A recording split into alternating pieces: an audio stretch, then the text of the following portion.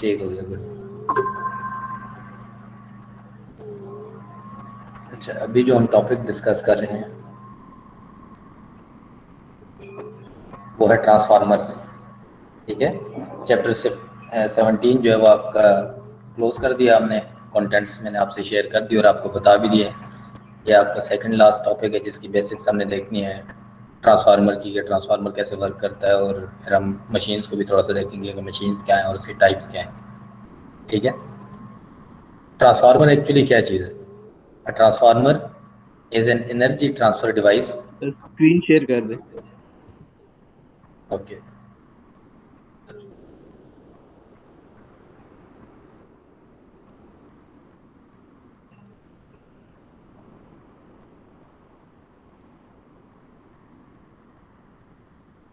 अब screen show हो रही है?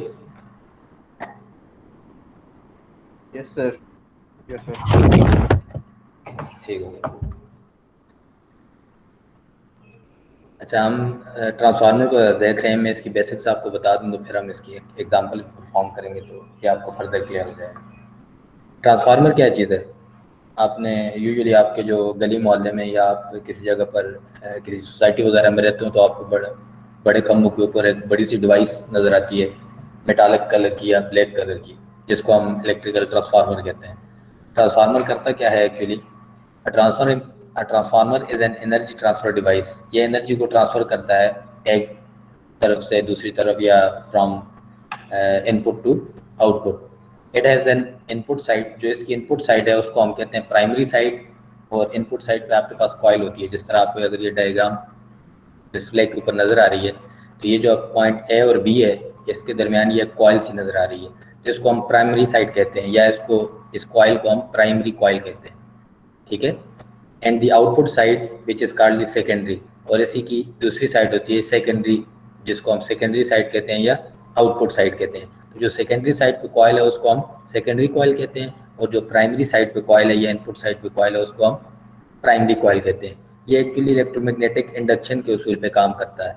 जब इलेक्ट्रिकल एनर्जी या करंट इसके अंदर फ्लो करता है प्राइमरी कॉइल के अंदर, तो इसकी वजह से मैग्नेटिक फील्ड प्रोड्यूस होता है, जो इन टर्न इलेक्ट्रोमैग्नेटिक फोर्स या इंड्यूस्ड वोल्टेज पैदा करता है सेकेंडरी के ऊपर। ठीक है, electrical energy applied to the primary is converted to a magnetic field which in turn induces a current in the secondary which carries energy to load connected to the secondary। ये क्या कह रहा है कि आपके पास जो इलेक्ट्रिकल एनर्जी है वो अप्लाई की जाती है प्राइमरी साइड के ऊपर। जो प्राइमरी साइड है उस पर जब एनर्जी ट्रांसफर होती है तो उसकी वजह से मैग्नेटिक फील्ड प्रोड्यूस होता है, जो कि इलेक्ट्रोमोटिव फोर्स या इंड्यूस करंट पैदा करता है सेकेंडरी साइड के ऊपर। और सेकेंडरी साइड के ऊपर आपका लोड कनेक्टेड होता है, जो भी आपको कोई लोड वगैरह है वो हम सेकेंडरी साइड पे कनेक्ट करते हैं। जो आपकी ये प्राइमरी साइड है इसकी टर्न्स, नंबर ऑफ टर्न्स, ये जो आपके पास आपको नजर आ रहे हैं कॉइल के जो नंबर ऑफ टर्न्स हैं ये हमेशा ज़्यादा होते हैं सेकेंडरी से। लेकिन सम केसेस में हम इसको रिवर्स भी करते हैं। आपके पास जो ट्रांसफार्मर है उसकी टू बेसिक टाइप्स हैं एक्चुअली, स्टेप अप ट्रांसफार्मर और स्टेप डाउन। वो actually in number of turns के ऊपर, कॉइल के जो नंबर ऑफ टर्न्स है इसके ऊपर डिपेंड करता है। ये मैं आगे आपको फिर बताता हूँ। और अगर हम स्कीमेटिक्स से ड्रॉ करें या इसकी सर्किट डायग्राम जिसको आप कहते हैं, अगर आप ड्रॉ करो तो ये जो बी आपको नज़र आ रही है डायग्राम, ये आपके पास सेकेंडरी, इसको हाईलाइट कर देता हूँ। ये जो आपको सेकंड साइड नज़र आ रही है ये डायग्राम बी है। ये एक्चुअली आपके पास सर्किट सिंबल है या स्कीमेटिक डायग्राम है ट्रांसफार्मर की। जो आपकी स्कीमेटिक्स या डायग्राम जो है एक्चुअल डायग्राम वो ट्रांसफार्मर की आपको ए में नज़र आ रही है, और हम इसको सर्किट के अंदर या बुक के अंदर आप देखेंगे तो इसको इस डायग्राम से रिप्रेजेंट किया जाता है। ये जो सेकंड डायग्राम है बी, जो प्राइमरी साइड की वोल्टेज है उसको हम प्राइमरी वोल्टेज कहते हैं प्लस माइनस V1, और इसकी वजह से प्राइमरी साइड पे जो करंट पैदा होता है उसको हम I1 कहते हैं। इस करंट की वजह से जो इलेक्ट्रोमैग्नेटिक फील्ड प्रोड्यूस होता है वो सेकेंडरी कॉइल के ऊपर इंड्यूस होता है। तो जो सेकेंडरी साइड पे जो आपकी आउटपुट वोल्टेज है उसको हम V2 या सेकेंडरी वोल्टेज कहते हैं, और जो आपके पास I2 करंट है उसको हम सेकेंडरी करंट कहते हैं। ठीक है, ये जो स्मॉल एन आपको नज़र आ रहा है, ये स्मॉल एन जो है ये एक्चुअली टर्न रेशियो है। आपके पास प्राइमरी साइड पे कितने टर्न्स थे और सेकेंडरी साइड पे कितने टर्न्स थे, इसकी अगर आप रेशियो निकाल लें तो ये एक्चुअली आपके पास टर्न रेशियो कहलाती है, जो ट्रांसफार्मर की टर्न रेशियो है।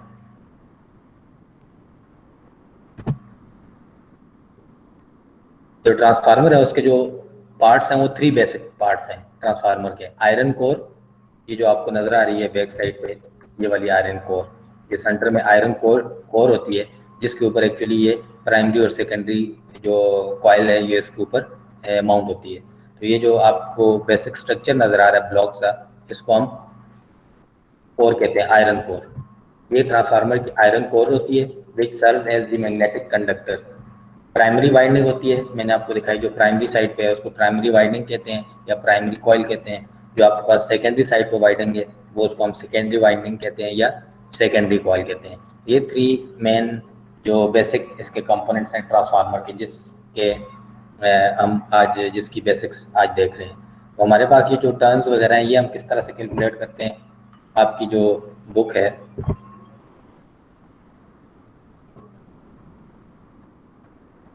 रेफरेंस बुक जो फ्रैंको की बुक है उसमें टॉपिक है 5.3। तो आपने ये यहाँ से स्टडी करना है, मैंने इसकी बेसिक जस्ट वहाँ पे शो किए हैं, आप इस टॉपिक को अपने पास नोट कर लें। जो ट्रांसफार्मर का टॉपिक है ये आपने अपनी चैप्टर कौन से रेफरेंस बुक से 5.3 चैप्टर 5 है ना, चैप्टर 5 है। नोटन की बुक है या कोई दूसरी वाली है? फ्रैंको की बुक है, फ्रैंको, जो सर्फी फ्रैंको है। आप कहीं से भी पढ़ सकते हैं, लेकिन मैं आपको बुक से इसलिए पढ़ा रहा हूँ कि ये आपके पास मौजूद है, अदरवाइज आप इसको नेट से सर्च करें या कहीं से भी पढ़ें तो इसकी बेसिक्स और थ्योरी यही है जो आपको इस बुक में मैं भी आपको एक्सप्लेन कर रहा हूँ। ठीक है, तो जो आपके पास आइडियल ट्रांसफार्मर है वो हम डिस्कस कर रहे हैं। आइडियल ट्रांसफार्मर क्या होता है? ट्रांसफार्मर कंसिस्ट ऑफ 2 कॉइल्स, जो अभी हमने डिस्कस किया, मैं यहाँ से स्टार्ट कर रहा हूँ। Transformer consist of 2 coils wounds around a common core of magnetic material। जो उसकी बेसिक कोर हमने कहा उसके ऊपर 2 कॉइल्स होती हैं। To achieve intimate magnetic coupling, the coils are called respectively primary and secondary। जो आपके पास कॉइल्स बनती हैं उनको हम प्राइमरी और सेकेंडरी कहते हैं। प्राइमरी साइड वाली कॉइल को प्राइमरी कॉइल कहते हैं, सेकेंडरी साइड वाली कॉइल को सेकेंडरी कहते हैं। जो प्राइमरी साइड है उसको हम इनपुट साइड भी कहते हैं और जो सेकेंडरी साइड है वो आपकी आउटपुट साइड कहलाती है। The primary plays a role of an input port while the secondary that of output port, denoting the numbers of turn in the respective windings। जो मैं अभी आपसे डिस्कस कर रहा था कि ये जो आपके पास नंबर ऑफ टर्न्स हैं, अगर आप इनको देखें तो इसकी एक्चुअली स्मॉल n जो है ये नंबर ऑफ टर्न्स की रेशो को रिप्रेजेंट करता है और ये हमेशा इक्वल होती है n2 डिवाइडेड बाय n1 के। n2 क्या है? सेकेंडरी साइड की जो कॉइल है उसके टर्न्स हैं। n1 क्या है? प्राइमरी साइड की जो कॉइल है उसके टर्न्स हैं। और ये जो स्मॉल n है इसको हम टर्न रेशो कहते हैं। हर ट्रांसफार्मर की एक टर्न रेशो होती है। इस टर्न रेशो के ऊपर डिपेंड करता है कि ट्रांसफार्मर स्टेप अप ट्रांसफार्मर होगा या स्टेप डाउन ट्रांसफार्मर होगा, वो भी आगे जाके आपको एक्सप्लेन करता हूँ। तो सबसे पहले आपको ये चीज़ पता होनी चाहिए कि जब भी आपके पास किसी ट्रांसफार्मर की बात होती है तो हम ट्रांसफार्मर की प्राइमरी कॉइल और सेकेंडरी कॉइल की बात करेंगे, और जब प्राइमरी और सेकेंडरी कॉइल आ जाती हैं तो फिर आपको उसके टर्न रेशो का पता होना चाहिए। टर्न रेशो कैसे पता चलेगी? कि आपको जो कॉइल है उस कॉइल के टर्न्स पता होने चाहिए। प्राइमरी जो कॉइल है उसमें कितने टर्न्स हैं और जो आपकी सेकेंडरी कॉइल है उसमें कितने टर्न्स हैं। अगर आप उसकी रेशो निकाल लें n2/n1 से तो वो आपको ट्रांसफार्मर की टर्न रेशो बताती है। फिगर 5.17 भी shows the circuit symbol of transformer. ये जो अभी मैं आपको डायग्राम शो कर रहा था ये एक्चुअली इसी बुक की डायग्राम है। 5.17 में यह आपका ट्रांसफार्मर, आइडियल ट्रांसफार्मर, उसकी स्कीमेटिक्स या ब्लॉक डायग्राम है और ये इसकी सर्किट डायग्राम है कि हम सर्किट से इसको कैसे रिप्रेजेंट करते हैं। ये जो आपके पास बड़ा सा ब्लॉक है ये इसकी कोर कहलाती है, आयरन कोर। ये वाली जो साइड है इनपुट साइड इसको हम प्राइमरी साइड कहते हैं और इसकी जो कॉइल है उसको हम प्राइमरी कॉइल कहते हैं। और ये जो आपकी सी और डी है इसको हम आउटपुट साइड कहते हैं और इसको हम सेकेंडरी कॉइल, इसकी जो कॉइल है उसको हम सेकेंडरी कॉइल कहते हैं। ठीक है, figure 5.18 shows a typical transformer connection। Applying a time varying signal such as the AC signal to the primary generates a changing flux in the core। This in turn induces a similar time varying signal at the secondary coil। The induced voltage V2 is related to the applied voltage V1। कहता है जब भी आप input side के ऊपर कोई ऐसी varying signal apply करेंगे तो उसकी वजह से मैग्नेटिक फ्लक्स प्रोड्यूस होता है और वो magnetic flux actually induce voltage पैदा करता है सेकेंडरी साइड के ऊपर। जो सेकेंडरी साइड की वोल्टेज है वो डिपेंड कर रही है आपकी प्राइमरी वोल्टेज के ऊपर। जो आपने प्राइमरी वोल्टेज दी थी उसके ऊपर सेकेंडरी वोल्टेज डिपेंड करती है। और उसका रिलेशन क्या है कि जो सेकेंडरी साइड पे वोल्टेज है V2 ये हमेशा बराबर होती है n टाइम्स V1 के। और n क्या है ये भी हमने ऊपर एक्सप्लेन किया है, ये टर्न रेशियो है। टर्न रेशियो जो भी आपके पास आएगी अगर आप उसको V1 के साथ या प्राइमरी वोल्टेज के साथ मल्टीप्लाई करते हैं, उसका प्रोडक्ट लें, तो जो आउटपुट आपके पास आएगी वो आपकी आउटपुट वोल्टेज कहलाती है या सेकेंडरी वोल्टेज कहलाती है, जिस पे आपका लोड ऑपरेट हो रहा होगा या जो आगे आपने किसी को सप्लाई किया होगा। ठीक है। It is important to realize that since transformer action is the result of changing magnetic flux, the applied voltage must be a time varying type. In electric power application, the applied waveform is sinusoidal. In audio application, it is an audio signal. In communication and control, it is often pulse trend. कहता है कि transformer जो है वो actually किस पे, changing flux के rule के ऊपर काम करता है, चेंजिंग मैग्नेटिक फ्लक्स जो है। तो चेंजिंग मैग्नेटिक फ्लक्स के लिए ये ज़रूरी है कि आपकी इनपुट जो है वो ऐसी होनी चाहिए, टाइम वेरिंग होनी चाहिए। तो जो ऐसी इनपुट्स हैं वो कहता है, अगर सर्किट की बात करें इलेक्ट्रिक सर्किट की, तो हमारे पास जो ऐसी इनपुट है वो हमेशा साइनोसाइडल वेव होती है।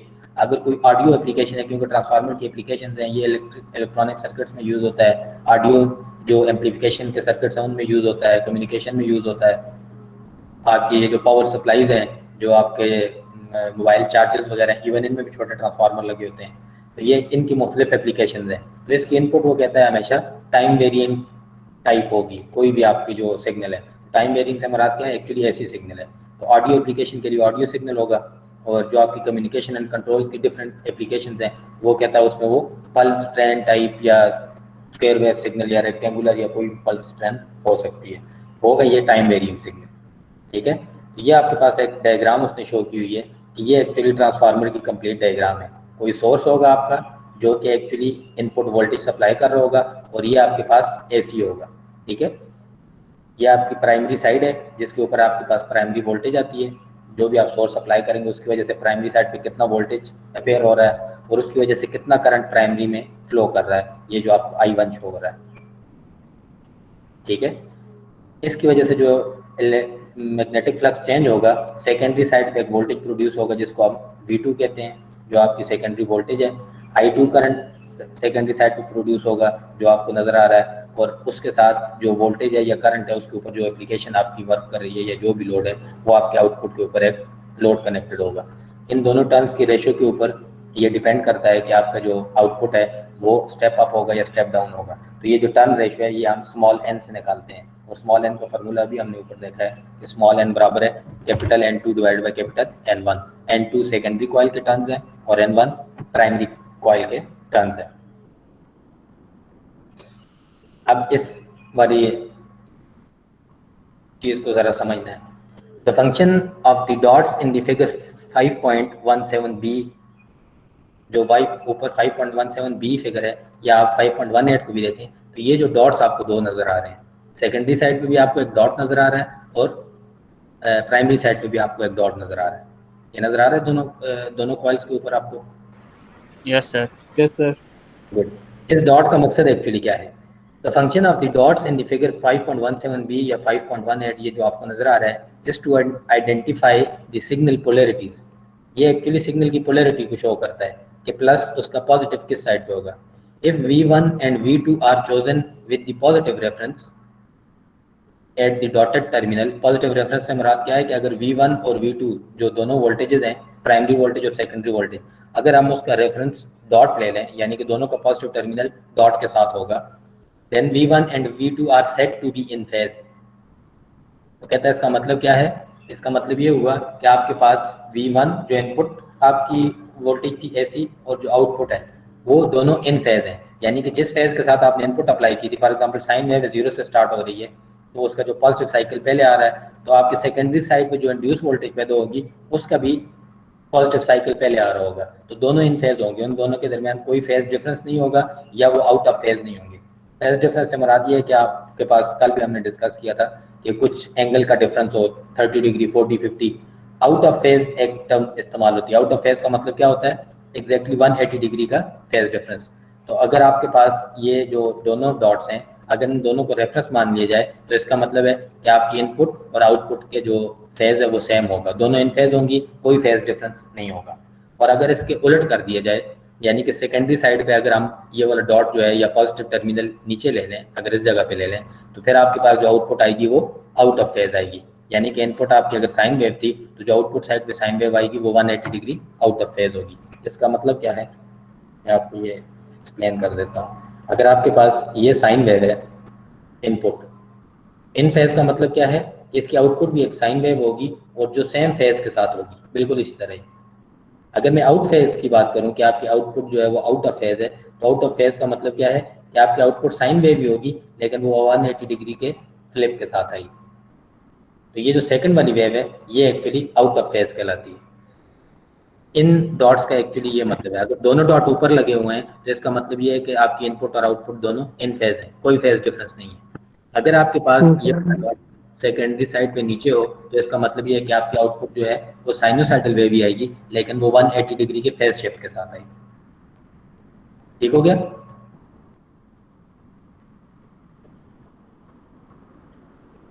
ये बात क्लियर हुई Jain? Yes, sir. Yes, sir. Yes sir, clear. तो सर हम ये कह सकते हैं कि वो हम उसकी अगर पोलैरिटी इन्वर्स कर दें तो फिर दोनों सेम हो जाएंगी। किसकी पोलैरिटी इन्वर्स करते हैं? सर मतलब कि सर एक डॉट ऊपर है एक डॉट नीचे है तो 180 का डिफरेंस आ रहा है दोनों में। हाँ जी। तो सर अगर हम जो नीचे वाला डॉट है उसको अगर हम नेगेटिव ले लें तो वो ऊपर हो जाएगा। नहीं, डॉट रिप्रेजेंट पॉजिटिव को कर रहे हैं ना, जिधर डॉट हो गया इसका मतलब है उसकी पोलैरिटी वही है।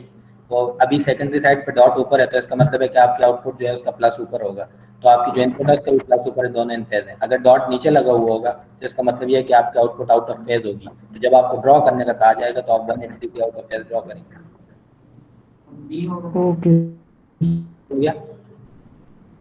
अब otherwise with the positive reference of the one voltage at the dotted terminal of one coil and that of the other voltage at the undotted terminal of the other coil, V1 and V2 are out of phase।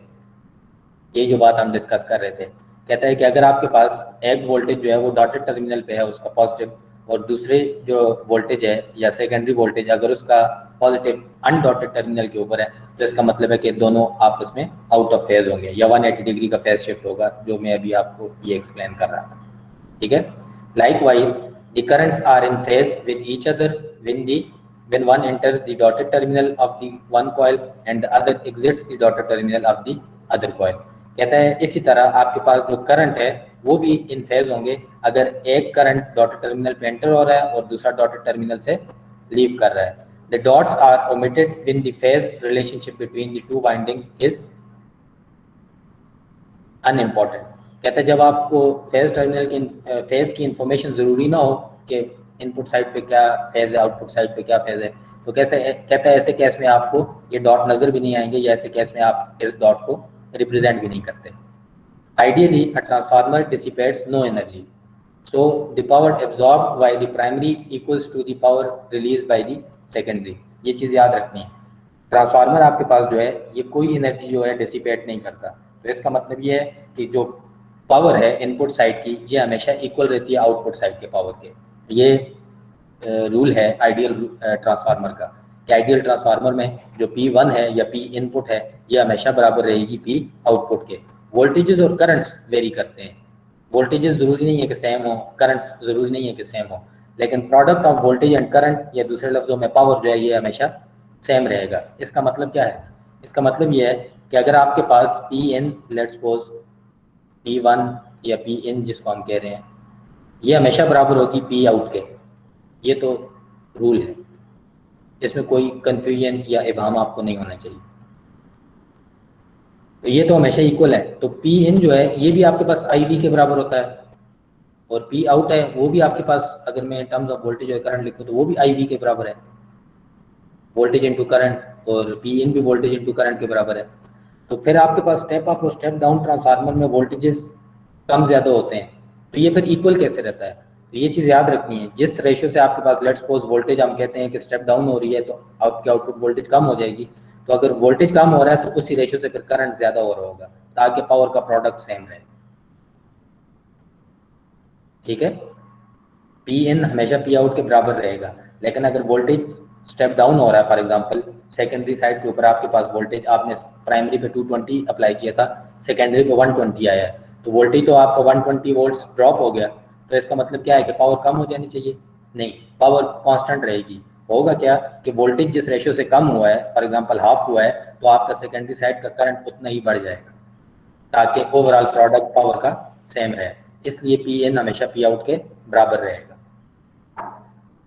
ठीक है sir शुरू में, हाँ जी sir अगर voltage ज्यादा हुई तो ये स्टेप अप ट्रांसफार्मर होगा, जो वोल्टेज डाउन हुई तो ये स्टेप डाउन ट्रांसफार्मर होगा। स्टेप डाउन ट्रांसफार्मर होगा। Product- ठीक सर है। हमने वोल्टेज को ही हमने मतलब चेक करना है, उसी को रेफरेंस रखना है स्टेप अप स्टेप डाउन के लिए। वोल्टेज और करंट दोनों तो चेक कर सकते हैं, उसमें कोई मसला नहीं है। आपके पास दोनों क्वांटिटीज आ रही होंगी ना, हम एग्जांपल करेंगे, आपके पास दोनों आ रही होंगी, तो आपके पास V सेकेंडरी साइड का V और I दोनों आ रहा होता है। तो अगर आप वोल्टेज ऑब्जर्व कर रहे हो, वोल्ट मीटर लेट्स सपोज आपने लगाया हुआ है, तो आप वोल्टेज ऑब्जर्व कर रहे हैं तो आप वोल्टेज देख के बता सकते हैं। अगर आप करंट ऑब्जर्व कर रहे हैं तो आप करंट भी कंपेयर करके बता सकते हैं कि इनपुट का करंट लेट्स सपोज 1 एम्पेयर था, आउटपुट के ऊपर करंट जो है वो 2 एम्पेयर आ रहा है, तो 2 एम्पेयर इसका मतलब है करंट इंक्रीज हुआ है, तो वोल्टेज क्या हुआ होगा, डिक्रीज हुआ होगा। तो आपके पास स्टेप डाउन ट्रांसफार्मर। ठीक है, ठीक हो गया। तो इसका मतलब ये हुआ कि आपके पास जो law of conservation of power है वो ट्रांसफार्मर के ऊपर एग्जैक्टली आइडियली होल्ड करता है। किसी किस्म की पावर जो है वो डिसिपेट नहीं होती। जितनी इनपुट के ऊपर पावर आई है सेम उतनी आउटपुट के ऊपर होगी। Power absorbed via primary coil is equal to power release by the secondary. ठीक है, denoting the primary and secondary currents respectively as I1 and I2। कहता है अगर आप I1 के इनपुट करंट को और I2 आपका आउटपुट करंट है, प्राइमरी और secondary, this constraints can be expressed as V1 I1 and V2 I2।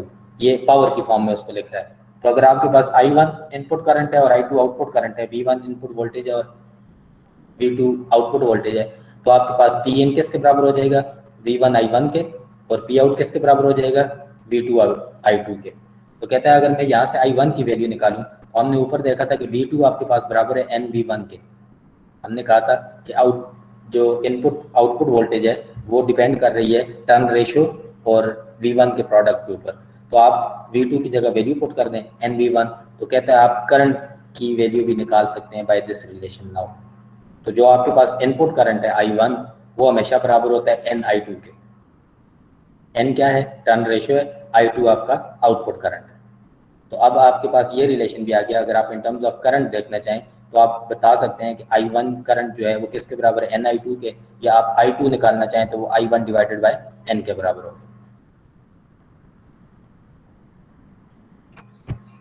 Now we observe that for current to flow in primary, the secondary must be terminated on a load. In the absence of any load, अगर कहता है कि अगर आपने current primary पे देखना हो और आप सेकेंडरी के लोड को रिमूव कर दें, जब कोई भी सेकेंडरी के ऊपर लोड नहीं होगा, तो जब लोड नहीं होगा तो करंट आपके पास क्या होगा, जीरो होगा। कोई भी करंट फ्लो नहीं करेगा आउटपुट साइड के ऊपर, क्योंकि लोड कनेक्टेड नहीं है। लोड जब तक आप बैटरी के साथ, जिस तरह हम पावर सर्किट को सॉल्व करते हैं, जब तक आप बैटरी के साथ कोई करंट रजिस्टर लगाने के बाद यहाँ पर आगे अगर आप कोई लोड कनेक्ट ना करें तो आपके पास सर्किट में अंदर कोई भी करंट फ्लो नहीं करता। सिमिलरली ट्रांसफार्मर के अंदर भी वो यही बता रहा है आपको कि अगर आप सेकेंडरी साइड के ऊपर लोड कनेक्ट ना करें तो सेकेंडरी साइड पे कोई भी करंट फ्लो नहीं करेगा, तो I2 जीरो होगा। इसका मतलब क्या है, वो एक्चुअली एक रिजल्ट निकालना चाह रहा है। इसका मतलब क्या है, हेंस I1 भी जीरो होगा क्योंकि I1 NI2 के बराबर है, तो I2 जीरो है तो I1 भी जीरो हो जाएगा। ठीक है, जब तक लोड कनेक्ट नहीं है इसका मतलब आउटसाइड के ऊपर किसी भी किस्म का वोल्टेज इंड्यूस नहीं हो रहा होगा और करंट भी किसी भी किस्म का करंट जो है वो प्रोड्यूस नहीं हो रहा होगा। Even though V1 is not equal to zero, कहता है जबकि V1 जीरो नहीं है। V1 आपने कोई इनपुट सप्लाई दी है ट्रांसफार्मर की इनपुट साइड के ऊपर, आउटपुट साइड के ऊपर आपने कोई लोड कनेक्ट नहीं किया, तो आपके पास इनपुट और आउटपुट करंट जीरो होगा, जबकि सप्लाइड वोल्टेज वो कहता है जीरो नहीं है। ठीक है, ऐसे केस में एक्चुअली होता क्या है, कहता है if n is greater than 1, अगर आपके पास n ग्रेटर देन 1 हो, स्मॉल n जो है जिसको हम टर्न रेशो कह रहे थे, स्मॉल n में दोबारा लिख देता हूँ, स्मॉल n आपके पास बराबर है N2 डिवाइडेड बाय N1 के। अगर ये रेशो 1 से बड़ी हो, if n is greater than 1, the magnitude of the output voltage will be greater than the input voltage। इसका मतलब क्या है कि n स्मॉल n जो है ये बड़ा कब आएगा, जब आपके पास N2 के टर्न ज्यादा होंगे या सेकेंडरी साइड के टर्न ज्यादा होंगे। सेकेंडरी साइड के टर्न ज्यादा होने का मतलब क्या है कि आपके सेकेंडरी साइड पे वोल्टेज ज़्यादा अपेयर होगा, इंड्यूस वोल्टेज। इसको हम स्टेप अप ट्रांसफार्मर कहते हैं। If n is greater than 1, the magnitude of the output voltage will be greater than that of the input voltage. Output voltage जो है secondary side पे वो इनपुट से ग्रेटर होगा।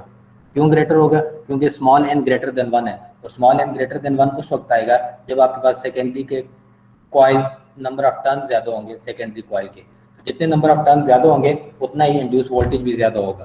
तो ऐसे केस में कहता है वो जो ट्रांसफार्मर होगा जिसकी ये कंडीशन हो उसको हम स्टेप अप ट्रांसफार्मर कहते हैं। ये क्या करता है? स्मॉल वोल्टेज को बड़े वोल्टेज में या हायर वोल्टेज में कन्वर्ट करता है। तो हम कहते हैं स्टेप अप हो रहा है 120 वोल्ट से 220 वोल्ट लेट्स सपोज अगर आउटपुट पर आ रहा है, तो ऐसे ट्रांसफार्मर को हम कहते हैं स्टेप अप ट्रांसफार्मर।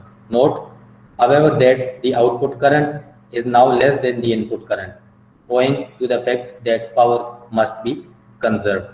कहता है लेकिन ये चीज़ नोट करें कि पावर वोल्टेज तो इंक्रीज हो गया है, तो इसका मतलब ये है कि करंट जो है वो इनपुट के कंपैरिजन में डिक्रीज हो चुका होगा। इस चीज़ को उसने कहा है कि पावर कंजर्व रहेगी। तो पावर कब कंजर्व रहेगी? अगर वोल्टेज जिस रेशियो से इंक्रीज हुआ है तो करंट उसी रेशियो से डिक्रीज हो चुका होगा। ठीक है, तो स्टेप अप ट्रांसफार्मर में आपको क्या चीज़ पता चली है?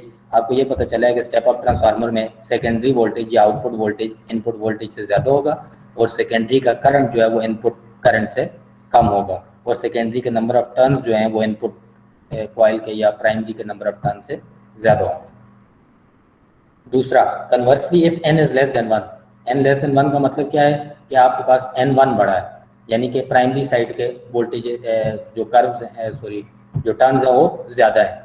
We have a step down transformer. कहता है इस केस में जो ट्रांसफार्मर बनेगा हम उसको स्टेप डाउन ट्रांसफार्मर कहते हैं with a smaller output voltage but greater output current. Step down transformer में आपके पास क्या होगा?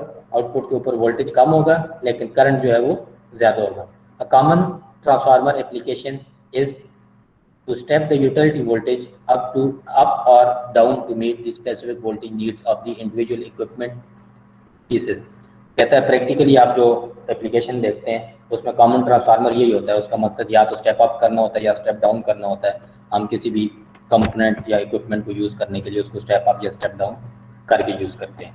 ठीक है, since coupling between the input and the output ports is exclusively magnetic, transformer are also used to provide electrical isolation, that is to transmit power or information from one circuit to another without allowing a conducting path to exist between them. Transformer with n is equal to 1 are used exclusively for this purpose and are also called isolation transformer। जो तीसरी type है वो कहता है ये आपके पास isolation transformer है। आइसोलेशन ट्रांसफार्मर एक्चुअली क्या है? आपके पास exact n is equal to 1 ratio के साथ आता है, टर्न रेशो के साथ। n is equal to 1 turn ratio का मतलब क्या है कि आपकी जो नंबर ऑफ प्राइमरी कॉइल्स हैं, टर्न्स इन प्राइमरी कॉइल, ये हमेशा इक्वल होते हैं number of turns in secondary coil. और ये क्यों यूज़ किया जाता है? ये उस वक्त यूज़ किया जाता है कि जब दो जो सर्किट्स हैं वो टोटली इंडिपेंडेंट हैं, उनके दरमियान कोई कंडक्टिंग पाथ नहीं होता, सिर्फ मैग्नेटिक फ्लक्स के थ्रू इंफॉर्मेशन या सिग्नल जो है एक सर्किट से दूसरे सर्किट को ट्रांसमिट हो रहा होता है। ठीक है, इसको हम कहते हैं इलेक्ट्रिकल आइसोलेशन। और इस तरह का जो ट्रांसफार्मर है उसको हम आइसोलेशन ट्रांसफार्मर कहते हैं। इसकी कोई एग्जांपल आपके जहन में आती है इलेक्ट्रिकल आइसोलेशन या इस तरह का जो सर्किट हो कि जिसमें कोई भी कंडक्टिंग पाथ नहीं है लेकिन जो करंट है या वोल्टेज जो है वो दूसरे को मिल रहा हो, दूसरे सर्किट को मिल रहा हो? प्रैक्टिकली कोई इस तरह की कॉल पे बात करते हैं, किसकी कॉल पे जो बात करते हैं आगे कॉल पे की बात आप जो फोन पे बात करते हैं एग्जैक्टली ये भी आपके पास एक सर एग्जाम यूपीएस में यूपीएस में भी कंडक्टिंग पाथ होता है, वो आपके सर्किट या आपके घर की वायरिंग से कनेक्टेड होता है ना। वैसे कोई इसकी एक बड़ी कॉमन एग्जांपल आजकल आपकी नज़र से गुजरी होगी लेकिन आपने गौर नहीं किया।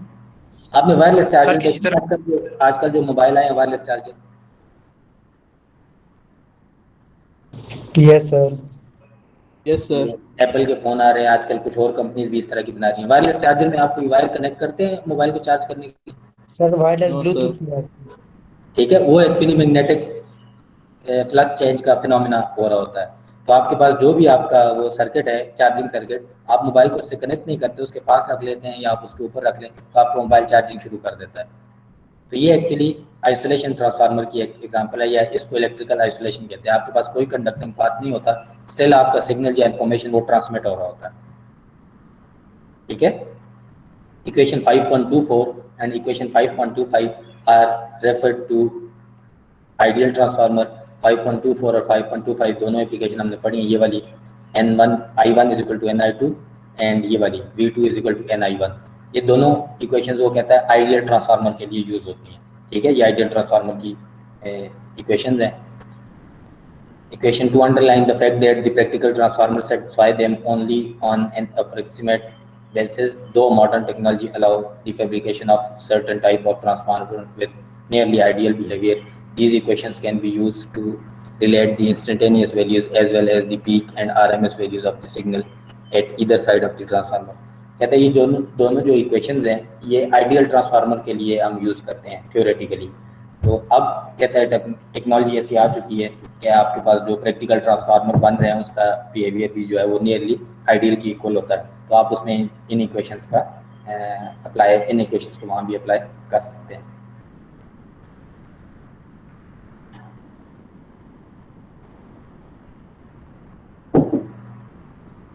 ये सारी ट्रांसफार्मर की बेसिक थ्योरी थी।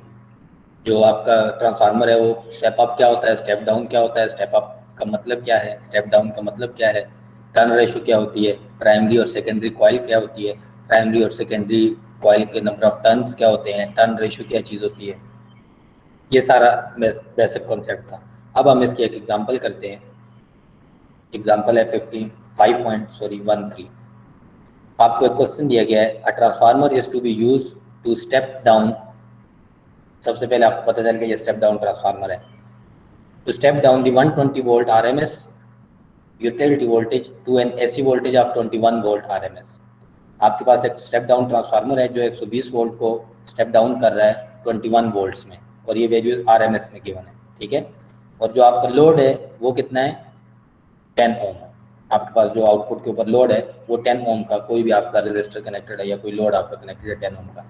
फाइंड N, उसने आपको कहा है कि टर्न रेशो फाइंड आउट कर लो, and the peak value and RMS क्या है, एंड द पीक और peak voltage and RMS voltage of current,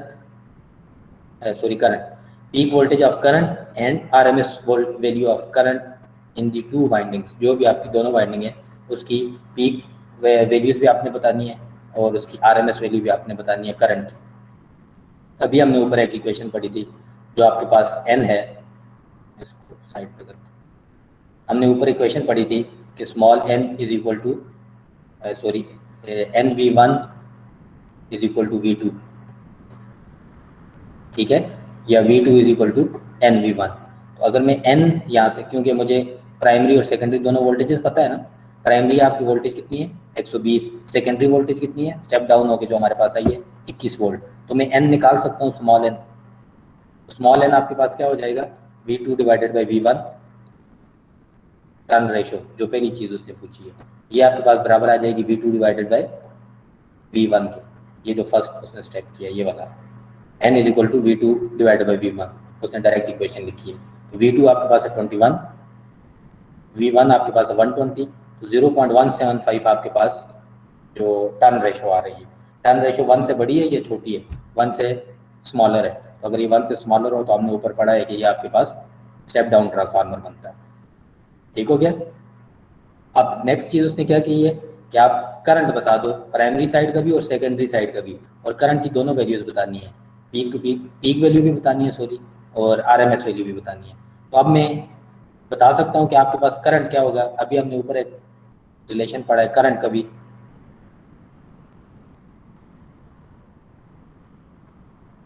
sir I1 equals NI2। I1 is equal to NI2। तो आपके पास I1 और I2 दोनों नहीं है, तो फिर क्या करो,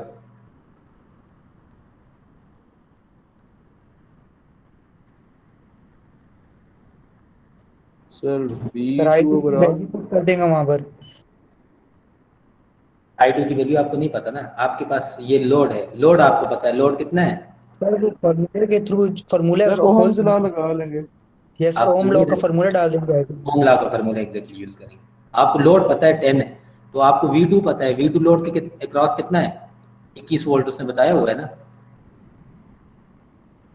10 ओम का लोड है आपका, और उसने बताया कि सेकेंडरी साइड पे वोल्टेज कितना है? 10 है, तो लोड के क्रॉस 21 है, तो लोड के क्रॉस कितना वोल्टेज होगा?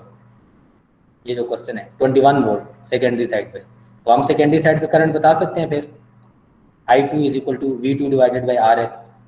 V2 भी मुझे पता है, RL भी मुझे पता है, तो मैं सेकेंडरी वोल्टेज सेकेंडरी करंट बता देता हूँ 2.1 एम्पेयर, और ये RMS वैल्यू है क्योंकि इनपुट हमारे पास RMS में है, तो हम उसी को यूज़ कर रहे हैं, तो हमारे पास जो डायरेक्ट रिजल्ट आ रहा है वो RMS है, तो इस RMS को हमने पीक में भी कन्वर्ट करना है। तो I2 आपको पता चल गया, अब आप ये वाला इक्वेशन वो यूज़ कर सकते हैं, फार्मूला यूज़ कर सकते हैं I1 is equal to NI2 का, तो आपको I1 भी पता चल जाएगा। I2 हमने कैलकुलेट कर लिया है 2.1 एम्पेयर है इन RMS, तो I1 कितना हो जाएगा? 5 इंटू I2, तो जो आप I1 जो आप निकालेंगे, तो I1 की वैल्यू आपके पास कितनी आती है? 0.367 एम्पेयर, ये भी RMS वैल्यू है। I2 भी आपके पास RMS वैल्यू है, तो RMS वैल्यूज हमारे पास आ गई, तो हम इसकी पीक वैल्यू बता सकते हैं। सेकंड वैल्यू इसने ये निकाली है, I2 आपके पास बनता है 2.97 माइक्रो एम्पेयर, और जो आपके पास I1 है वो आपके पास बनता है 0.367 एम्पेयर, तो 2.1 एम्पेयर RMS और 0.367 RMS हमारे पास आ गया। तो अब हमने पीक में कन्वर्ट करना है, तो पीक के लिए आप क्या करते हैं? 0.707 के साथ डिवाइड करते हैं, या √2 के साथ आप मल्टीप्लाई कर देते हैं। तो आप इस बुक वाले ने √2 के साथ मल्टीप्लाई किया हुआ, √2 इंटू 2.1 करेंगे तो 2.97 पीक वैल्यू आपके पास I2 की आ जाएगी। सिमिलरली √2 इंटू I1 करेंगे तो 0.52 एम्पेयर आपके पास I1 की आ जाएगी। अब अगर इसकी सर्किट डायग्राम आपको ड्रॉ करने का कहा जाए, तो आप सेम इस तरह की सर्किट डायग्राम ड्रा कर सकते हैं। ये वाली आपको सोर्स का वोल्टेज पता है, इनपुट, आपको सेकेंडरी का वोल्टेज पता है, तो लोड की जगह आप डायरेक्ट 10 ओम लगाएंगे, क्योंकि हमारे पास लोड 10 ओम था। आप आउटपुट के साथ इधर 10 ओम का रजिस्टर कनेक्ट कर देंगे, उसके अक्रॉस वोल्टेज आपको पता है, तो उसमें से फ्लो होने वाला करंट अभी आपने फाइंड आउट कर लिया, वो आप बता देंगे। ये टर्न रेशियो आपने निकाल ली, तो आप इसके साथ लिख लेंगे n इज इक्वल टू 0.75, कितनी आई थी हमारे पास? 0.175 मेरे ख्याल से 0.175, तो आप इसके साथ 0.175 इसकी वोल्टेज मेंशन कर देंगे। तो अगर आपको सर्किट गिवन हो तो आप उसका एनालिसिस कर सकते हो। अगर इस तरह से क्वेश्चन गिवन है जिस तरह ये है, तो आप इसका मोड़ के एनालिसिस करने के बाद इसका सर्किट ड्रॉ कर सकते हो। ठीक है, ये सारी ट्रांसफार्मर की बेसिक्स थी। ये इक्वेशंस अगर आपको पता है या टर्न रेशियोज का आपको आइडिया है, तो इसमें से कोई भी चीज़ आपको दे के दूसरी चीज़ पूछी जा सकती है। यहाँ पर इसने V2 V1 दे के आपसे टर्न रेशियो पूछ ली, आपको I2 I1 दे के भी टर्न रेशियो पूछी जा सकती है, आपको लोड का वोल्टेज और लोड का करंट बता करके प्राइमरी वोल्टेज और प्राइमरी करंट आपसे पूछा जा सकता है। ठीक है, तो ये सारा एनालिसिस इन्हीं 2-3 इक्वेशंस के अराउंड घूम रहा है, तो आपने इसको अच्छी तरह से अंडरस्टैंड करना है। ठीक हो गया? इसमें से किसी का कोई क्वेश्चन हो? No sir. ठीक हो गया। तो इस तरह की एग्जांपल आप दूसरी बुक से भी देख लीजिएगा, उसमें शायद फ्रैंको की बुक तो ये है, उसमें जो आपकी थ्योरी की बुक है robin and Miller, I hope so उसमें भी इस तरह की कुछ एग्जांपल्स होंगी, तो आप वहाँ से भी इसकी एग्जांपल देख लें, या आप नेट से बेशक सर्च कर लें, तो आप ये turn ratios, primary secondary voltages, primary secondary जो कॉइल है उसके टर्न्स, प्राइमरी सेकेंडरी आपके पास अगर वो है करंट से, तो आप निकाल सकते हैं। अच्छा, इस एग्जांपल में एक और चीज़ मिसिंग है, आपके पास प्राइमरी और सेकेंडरी टर्न्स अगर आपने निकालने हो तो कैसे निकालूंगा? N1 क्या होगा? ये कितना होगा?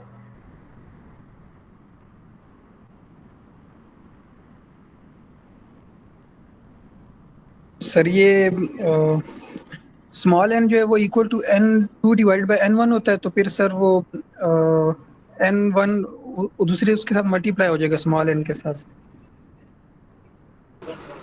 तो स्मॉल n कितना? स्मॉल n तो आपको पता है, तो N1 क्या पता है?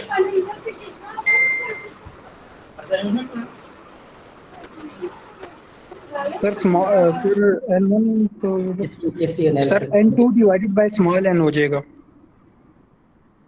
वो ठीक है, मैं आपकी बात n1 कैपिटल n1 की। आप इस रिलेशन को यूज कर रहे हैं ना, small n is equal to n2 divide by n1। n2 n1 दोनों मिसिंग है ना, हमें तो दोनों नहीं पता। तो आप सिर्फ स्मॉल n के पता होने से तो ये नहीं पता, फिर क्या करें? सर ये V2 V1 से कर सकते हैं n स्मॉल n V2 और V1 से, ये जो ऊपर आपने लिखा है सर इक्वेशन। कैसे करूँगा? सर V2 गिवन नहीं है। बिल्कुल गिवन है, तो उससे स्मॉल n आपको पता चल गया ना, v2 डिवाइड बाय v1 से आपको स्मॉल n पता चल गया। तो हमें सर फिर कैपिटल n1 n1 और n2, capital n1 capital n2 पता करना है, तो कैसे पता कर सकता हूँ?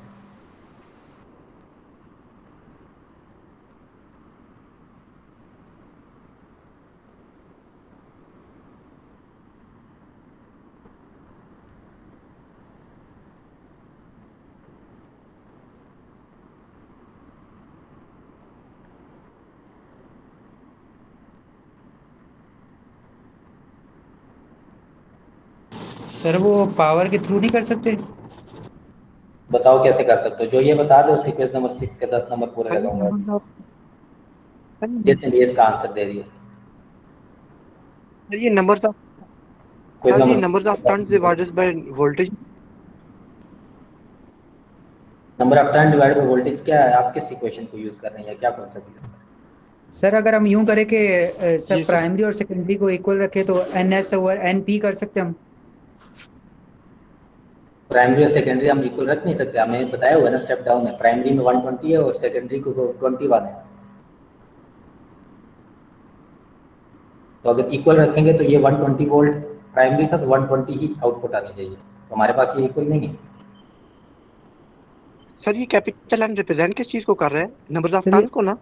टर्न्स को, जो प्राइमरी कॉइल है उसके टर्न को n1 रिप्रेजेंट कर रहा है, और जो सेकेंडरी कॉइल है ये एक्चुअली ये चीज रिप्रेजेंट कर रहा है। इधर है ये जो आपको कॉइल के टर्न नजर आ रहे हैं, ये प्राइमरी के टर्न्स हैं और ये सेकेंडरी के। तो एग्जैक्टली यही सिनेरियो आपके पास बन रहा है। तो आपके पास प्राइमरी के टर्न ज़्यादा है, सेकेंडरी के कम है, इसलिए स्टेप डाउन हो रहा है। तो हमें ये टर्न्स बताने हैं कि सेकेंडरी साइड पे कितने टर्न होंगे या प्राइमरी साइड पे कितने टर्न्स होंगे। Sir simple sir n is equal to less than 1 हो जाएगा। सर ये तो सर बात सुने सर। n जी सर, n तो N2 1 है सर बात सुने सर। जी। ये N2 को फाइंड करने के लिए फिर इस तरह होगा ना सर कि N2 इक्वल होगा जी आउटपुट वोल्टेज होगी और डिवाइडेड बाय इनपुट वोल्टेज और मल्टीप्लाई बाय प्राइमरी के साथ जो एक किसी के तो हमें गिवन हो गए ना, तो sir multiply by number of primary turns sir. N2 is equal to V output होगा शायद, और V divided by V input multiply sir by VS over VP into IP होगा ऑफ शायद। Turns of primary.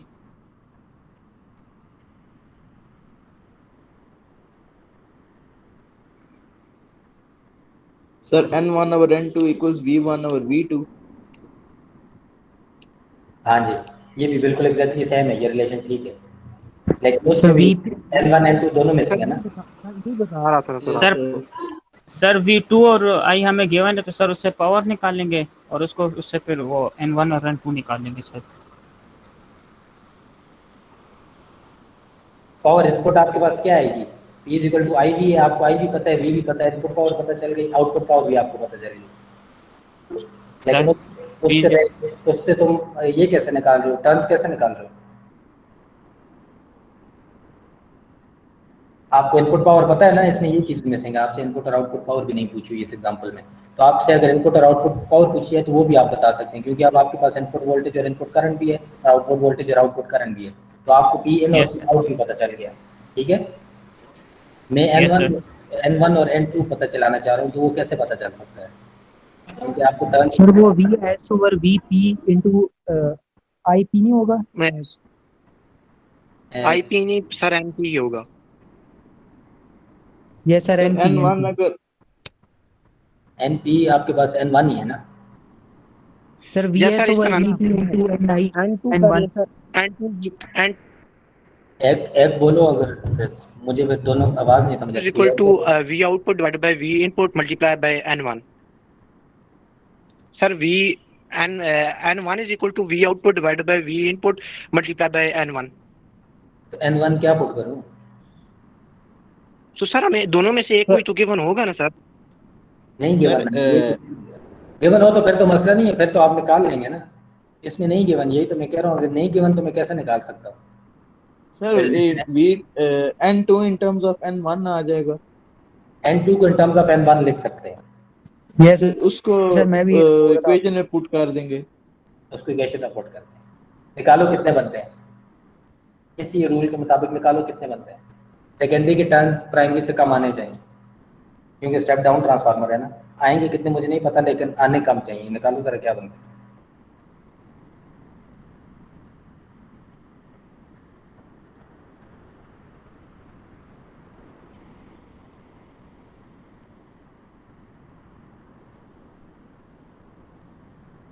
क्योंकि मुझे और कोई इधर ऐसा चीज़ नज़र नहीं आ रही जिससे हम ये निकाल सकें। इसका कोई हिंट भी मौजूद नहीं है कि हम N1 N2 को कैसे निकाल सकते सर फार्मूला यही होता है ना, N1 over N2 equals V1 over N2 V2 नहीं, या N2 N2 over N1 N2 over N1 equals V2 over V1। हाँ, स्मॉल n ये ऊपर की है ना। आप इन टर्म्स ऑफ I भी पुट कर सकते हैं। n जो है वो आपके पास I1 by I2 Yes, के बराबर है, और V की फॉर्म में ये किसके बराबर है? V2 by V1 के। N2 by N1 बराबर है V2 by V1।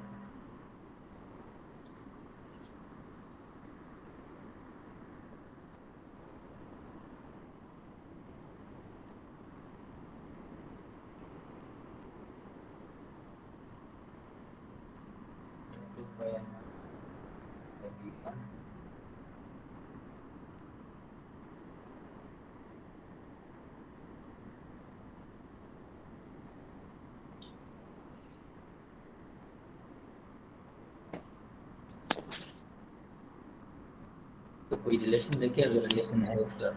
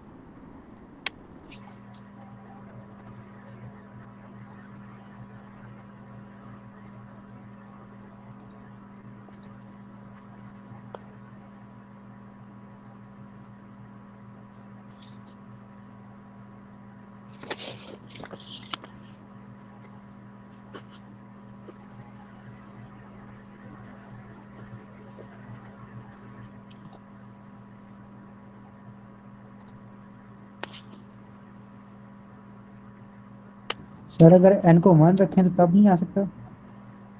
1 रखेंगे तो फिर स्टेप डाउन नहीं होगा ना। 1 का तो हमने कहा है कि जो आपके पास एग्जैक्ट इनपुट होगी वही आपके आउटपुट आएगी। हमारा जो क्वेश्चन है वो स्टेप डाउन ट्रांसफार्मर है ना। अगर 1 रखेंगे तो फिर तो आपके पास एग्जैक्ट इक्वल आएगा ना, फिर तो आपको मसला ही कोई नहीं। फिर तो N2 is equal to N1 होगा, तो आप N2 को बेशक जो भी रखें वही N1 के बराबर आ जाएगा। ये मेरे जहन में भी अभी ये ख्याल है कि अगर हमें ये इन्फॉर्मेशन ना गिवन हो हम ये कैसे वो कर सकते हैं। इसलिए मैंने आपको भी कहा है कि देखो अगर इस तरह हो सकता है। अदरवाइज कोई हिंट आपको गिवन होगा जिससे आप, लेट्स सपोज N1 का कोई हिंट गिवन होगा तो आप N2 निकाल सकते हैं। लेकिन अगर ये दोनों ना गिवन हो तो हम जो इन इक्वेशंस को यूज़ करते हुए क्या हम इसको फाइंड कर सकते हैं? सर क्योंकि अगर देखा जाए सर, जो करंट की और वोल्टेज की सर उन दोनों में n आ रहा है सर। अगर उन दोनों को यूज करके निकाले जाए तब एंड में जाके दोनों के यूजेज से n जाके 1 ही निकलता है एंड में। सेम आ जाता है ना। Yes sir. According to Faraday's law, you can Sir. calculate the voltage induced in the primary or secondary winding of transformer by calculating N into d∅ by dt. This is also explained why the transformer turns ratio of the voltage of one part of the transformer to other is equal to the number of coils of one to the other. हाँ जी, बोलो क्या बोल रहे हो? Sir अगर Vs और Vp is equal to Ns और Np कर दें तो Vs और Vp सर इक्वल रेशो में है ना, तो रेशो में सर इक्वल नहीं हो जाते हैं। यानी वीएस और वीपी डिफरेंट है ना, तो वीएस ओवर वीपी को is equal to NS over NP कर सकते हो, लेकिन एनएस और एनपी दोनों मिसिंग है ना, तो वीएस ओवर वीपी तो आपको पता है, तो वो अगेन आपके पास टर्न रेशियो एन ही बनेगी, स्मॉल एन, तो small n is equal to n two by n one ही आ जाएगा।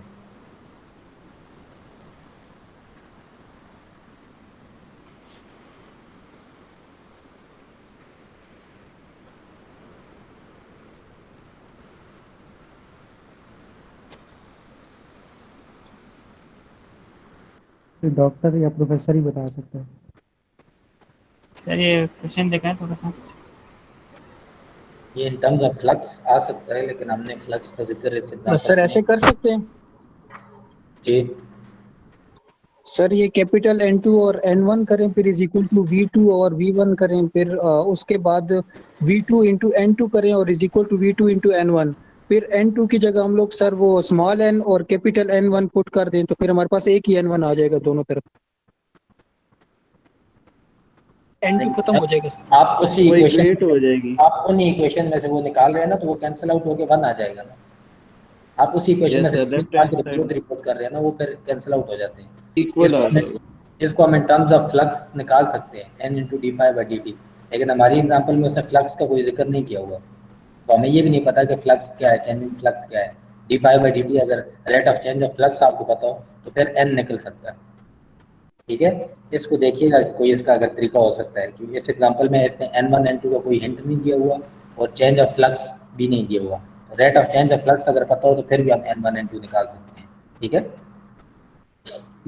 Okay sir. Okay sir. ठीक हो गया, गुड। अब या तो rate of change of flux given होगा, या फिर आपको n1 या n2 में से कोई एक चीज़ गिवन होगी, ठीक है, क्योंकि आपके पास जो n बनता है वो n D five by D T बनता है, तो D five by D T actually rate of change of flux है, जो इसमें मेंशन नहीं है। Sir N capital small capital आप जिस साइड का निकाल रहे हैं, अगर प्राइमरी साइड का निकाल रहे हैं तो आपका primary n1 into rate of change of flux आ जाएगा, अगर आप सेकेंडरी साइड का निकाल रहे हैं तो फिर सेकेंडरी साइड का n आप यूज़ करेंगे। ये फार्मूला आपको नजर आ रहा है? Yes sir. You can calculate the voltage induced in the primary or secondary winding of the transformer by calculating n into d phi by dt, ठीक है। तो आपको d phi by dt अगर पता हो तो फिर आप n बता सकते हैं। ये ऊपर भी इसने सेम ये फार्मूला लिखा है, Vp एक्चुअली आपके पास बराबर है n into d phi by dt, तो अगर d phi by dt आपको पता है, Vp तो हमें पता चल गया, तो हम n बता सकते हैं, लेकिन हमारे पास क्योंकि d phi by dt भी नहीं है और n भी नहीं है, हमारे पास सिर्फ Vp है, इसलिए हम बता नहीं सकते, ठीक हो गया।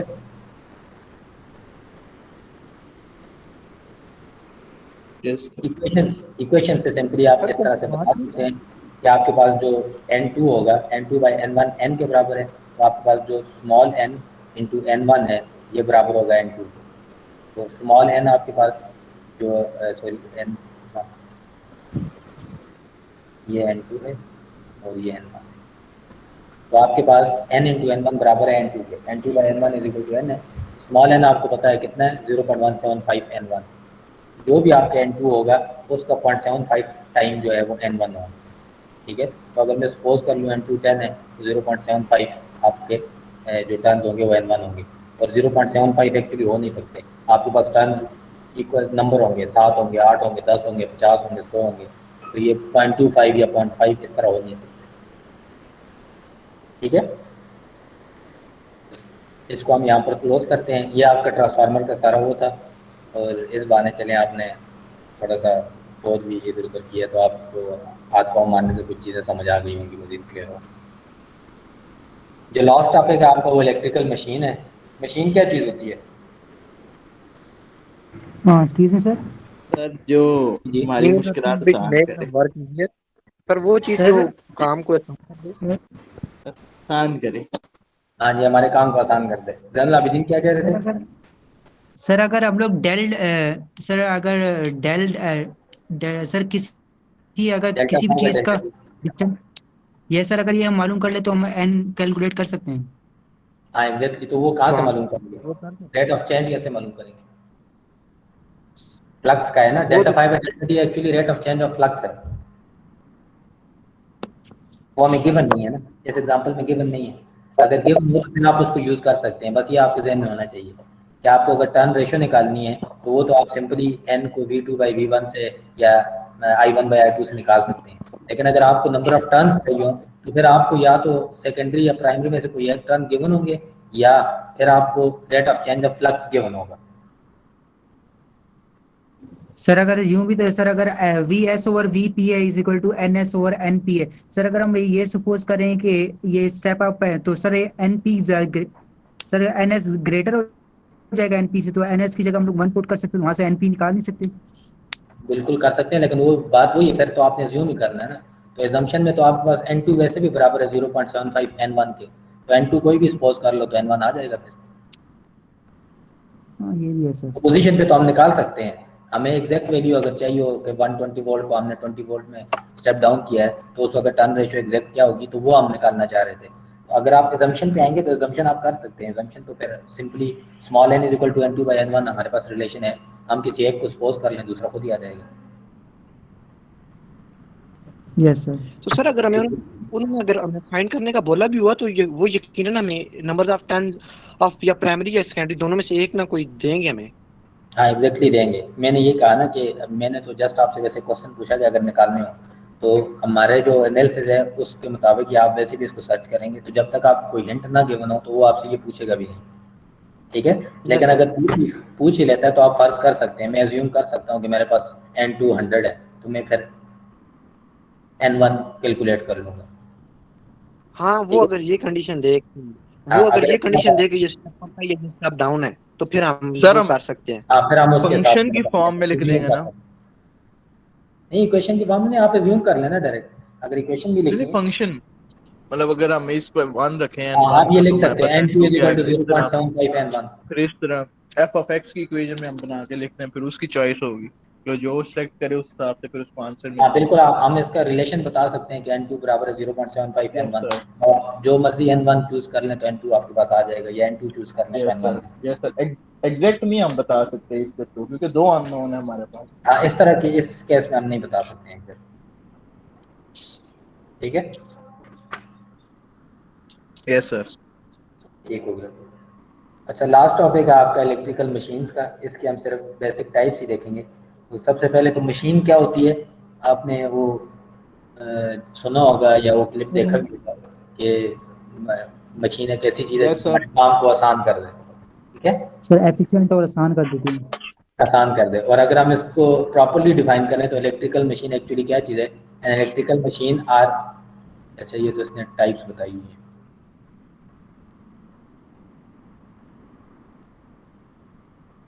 अच्छा इसने मशीन को डिफाइन नहीं किया। मशीन की डिफिनीशन क्या होगी, मैंने कहा से अच्छा मैंने सर वो डिवाइस जो हमारे काम को सर आसान और एफिशिएंट बनाती है। ये है Anything that reduces human effort. An electric machine is a device which converts mechanical energy into electrical energy or vice versa। ये इसकी सिंपल डिफिनीशन है। इलेक्ट्रिकल मशीन क्या चीज़ है, एक ऐसी डिवाइस जो इलेक्ट्रिकल एनर्जी को मैकेनिकल में या मैकेनिकल एनर्जी को इलेक्ट्रिकल में कन्वर्ट करती हो, ठीक है।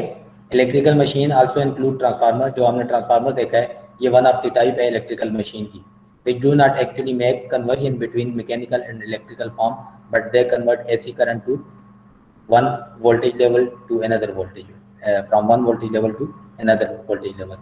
वो कहता है जो मशीन है वो आपके पास सिंपली एक डिवाइस है जो इलेक्ट्रिकल को मैकेनिकल एनर्जी में या मैकेनिकल एनर्जी को इलेक्ट्रिकल एनर्जी में कन्वर्ट करती हो।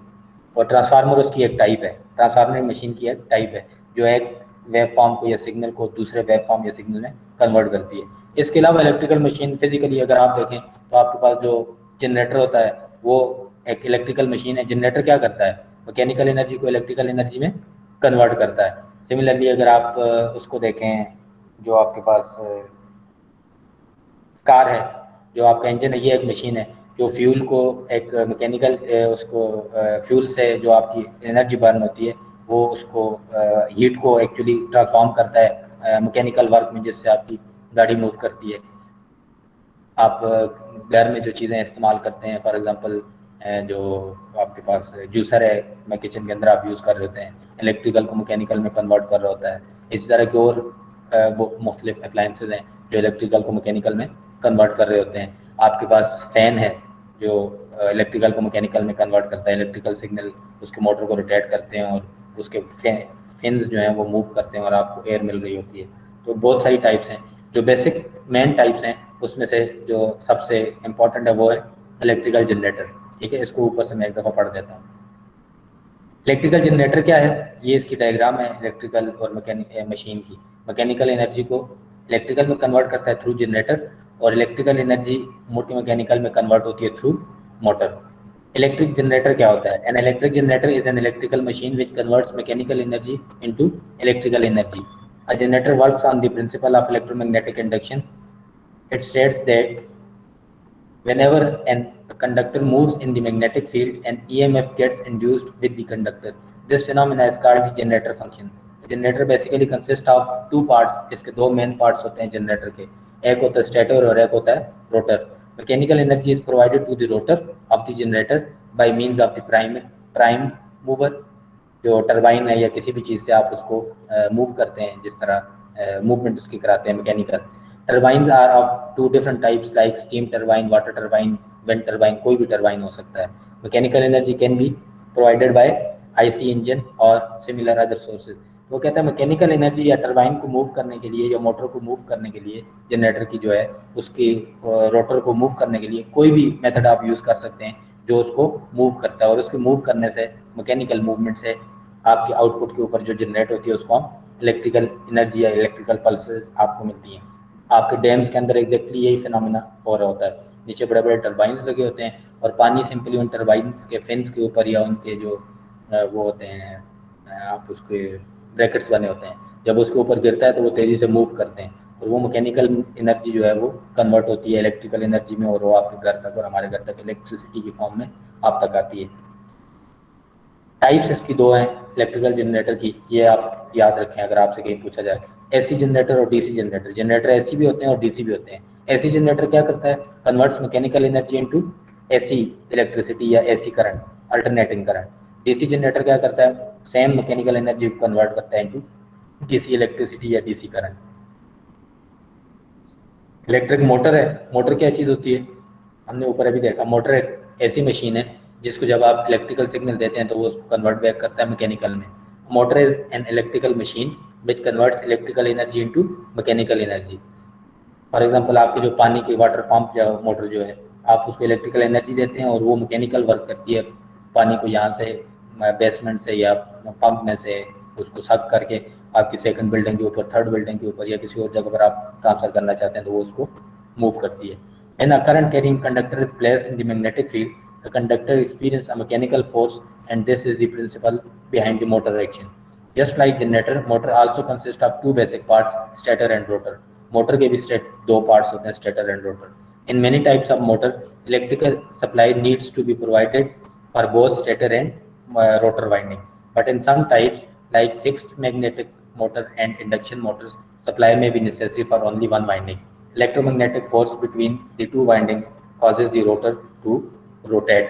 रोटर का नाम ही इसलिए कि वो रोटेट होता है, और जो स्टेटर है वो फिक्स होता है, स्टैटिक होता है।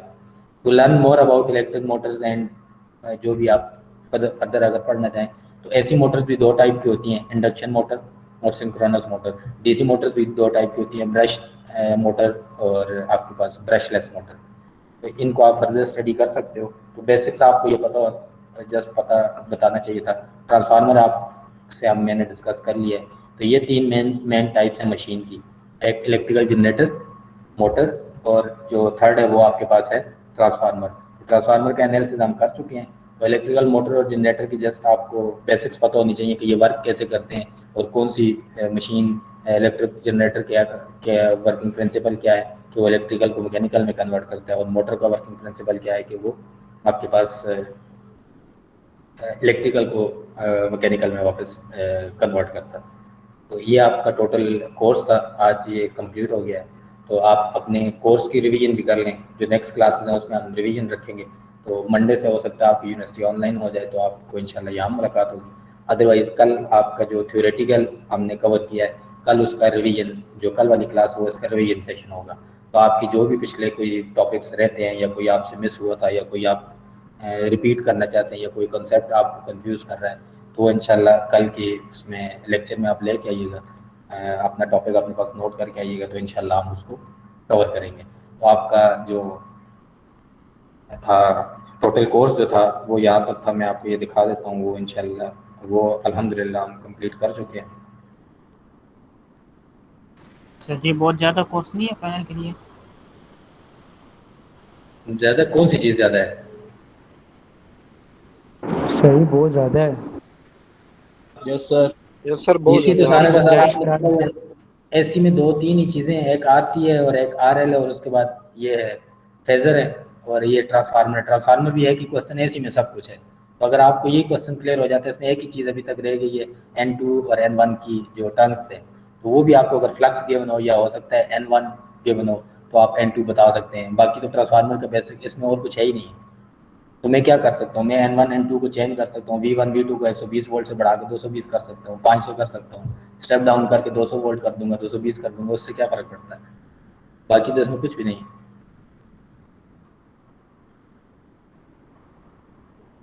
ये चार्जेस ओम लॉ ये हम कर चुके हैं, सीरीज पैरेलल हम सारा कर चुके हैं, Kirchhoff laws, mesh, nodal, Thevenin, Norton, maximum power, superposition, series RL, series RC circuit, steady state ये भी हम कर चुके हैं। एसी सर्किट की बेसिक्स, उसका फेजर वगैरह, उसके वोल्टेजेस टाइम डोमेन और आरएमएस डोमेन में कैसे हम निकालते हैं, phasors, introduction to phasor, phasor draw कैसे करते हैं ये भी हम कर चुके हैं। AC power and circuits, power भी हम कर चुके हैं, real apparent reactive power, power factor क्या होता है एसी सर्किट का ये भी हम कवर कर चुके हैं। मैग्नेटिक सर्किट एक्चुअली यही है जो इसके पीछे वर्क कर रहे होते हैं ट्रांसफार्मर और मशीन्स के पीछे। तो सीरीज पैरेलल मैग्नेटिक सर्किट्स ये हमने उसमें डिस्कस किए थे इंडक्टर्स के केस में। लीनियर डीसी मशीन क्या होती हैं, मशीन अभी हमने डिस्कस की क्या है, डीसी और एसी हमने दोनों डिस्कस किए। ट्रांसफार्मर है, आपको ट्रांसफार्मर का भी बेसिक एनालिसिस, ये सिंपली बेसिक सी थी इसकी, तो ये आपको क्लियर कर दिया। और कोई चीज़ हो इसमें ऐसी जो हमसे मिसिंग हो तो आप बता दें, हमारे पास वैसे कोई और टॉपिक ऐसा नहीं है जो हमने मिस किया हो। थ्योरी हमारी सर अब दुआ करवाई जाए फाइनल के लिए।